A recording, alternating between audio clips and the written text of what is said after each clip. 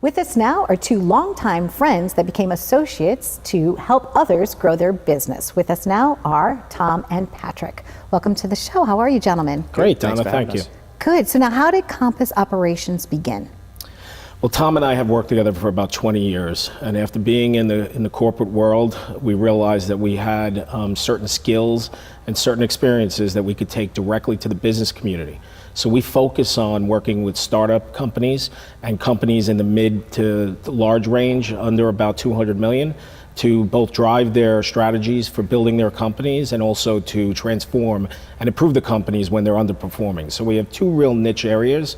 One where we take and operationalize new companies, startup companies from the beginning, and then another where we work with companies that are either trying to grow and they're looking for their growth plans and they want to stabilize or come up with some sort of consistency before they grow. And then many of our clients are, suffering financially. They have performance issues in the company, and we drive change to improve their performance. And Tom, why did you start this? Why did you start Compass Operations together? Well, Patrick and I had gotten together, and as Patrick mentioned, after working together for so long, on and off, we have a good niche, a good skill set. We play off each other very well, and we felt that the market had a need for two people with our skill set. Methods, Right. Methodology. How do you go about doing what it is that you do? So we look to a number of things within a company to try to work with them in performance improvements. So how do we do it? We do it a little bit different than your traditional consulting firm, where we take ownership of the work that we do. So when we go in and set the plans for the business, we don't just leave them with the plans, we actually execute and walk the plans through the organization. We find that the most effective way because the way we work with our clients is performance-based. So we don't invoice or charge our customers until we hit certain milestones and certain objectives. Most consulting firms are time and materials, so when you get into that, you don't realize how much you're going to spend. A lot of the companies that we work with have experienced that with consulting firms, the larger ones or the medium ones, where it's time and material you get into with that company, and a year down the road you haven't had really any meaningful impact or any meaningful change. So we are performance-based, so we go in with very defined objectives. We set those objectives with our client, and we don't leave until those are done, and we don't get paid until we finish our milestones and all of the deliverables that we agree with our client.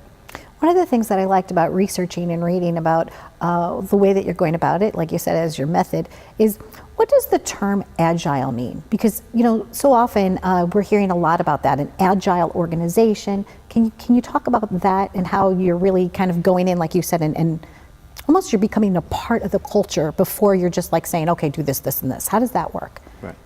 So what we'll do is we'll go into a company and we'll work closely with their teams to find out exactly what's going on. Okay. Every company's different, their methodologies are different, their staffs are different, their industries are different. So we'll go in there and work closely with their teams, and we'll develop plans specifically for them, specific that meet their needs.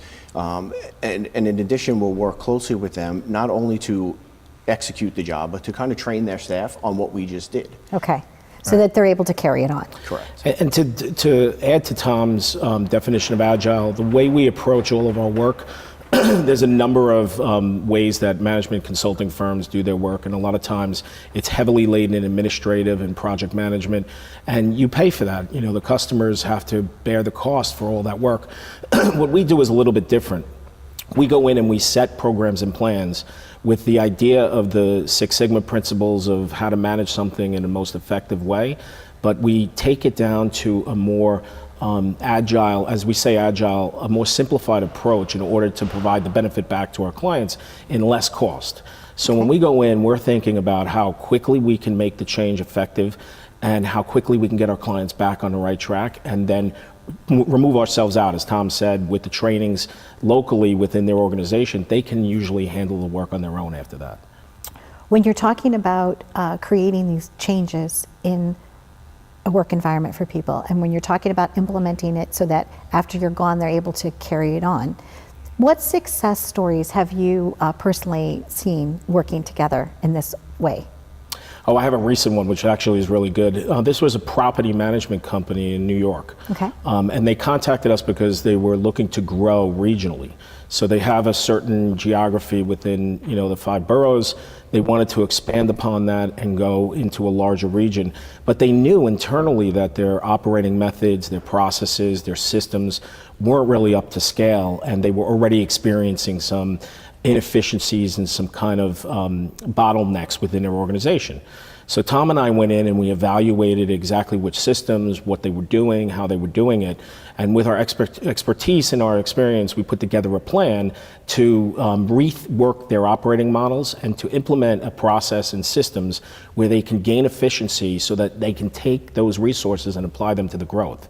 So what that did was it enabled their core team of experts, because it's a medium-sized property management company, to have the bandwidth to be able to take on the expansion without having to hire. So not only do they save on future fixed resources, but they saved on the work that they're currently doing, and it was more efficient by the time we left.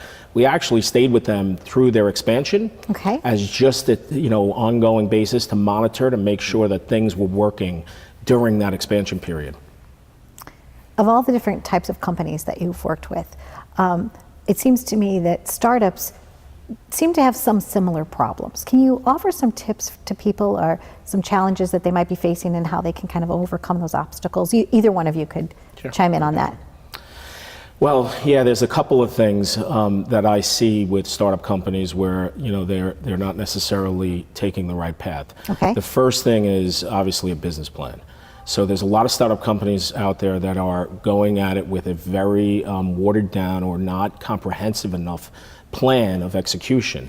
And that's critical to any startup company. You really have to investigate the market, you have to investigate the industry, you have to take a look at finances, and you have to develop a plan that you manage over time, and that's a living plan.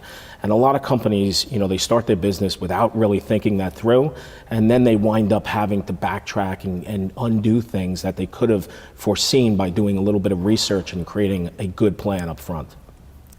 Wonderful. Is there anything that you'd like to share about Compass Operations and how you'd like to help people that you'd like to share? Yeah, sure. I think the thing with our organization, and we have 5 principals that work within the business, and they're all experts in specific areas. The thing is, we partner with our clients. So when we go in, we're actually a vested partner because we do things on a performance base. We have a vested interest in seeing their success. Yes. And we do best when our clients and us are kind of one. As we're working with their team, we're less disruptive. We don't create complications as we're in the middle of change and managing that change. And by the time we're finished, as Tom already alluded to, we have a client that can actually do some of the work that we did, and their culture has moved over time to one of continuous change and continuous improvement. Right. It gives them the opportunity to be proactive instead of waiting and things just escalate and then having to call someone like us in again. They can kind of head things off before they get too serious. It seems like you guys have a lot of fun too, because you're working with a variety of different types of companies, right? Mm-hmm. But similar process and style. Right. So what you do is you kind of customize the solution depending on what that person's product is, what their services are, and you kind of set them up for success. Exactly. Lovely. Exactly. Do you ever do checkups? Like, you check in with somebody like 5 years, you kind of do like an update? Like a Compass redial kind of thing? Right.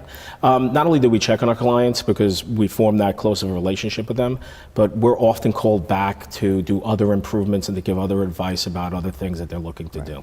Whether it's growth or they're trying to spin off a new product and they're looking for ways to engineer the operations. We provide a lot of value back to the clients, and many times we do it, just as, a friendly gesture because the work isn't really that extensive and we want a relationship with our clients that's long-standing. Well, I thank you both for being here. I know that you traveled a little bit of a distance to be here today, and wanted to know if you guys would like to join us for lunch. Sure. Absolutely. Absolutely. Thanks for having us. Great. Stay tuned for more. They've been helpful to me in my business as an entrepreneur, and I'm sure they could be helpful to you no matter what size your company is. Stay tuned.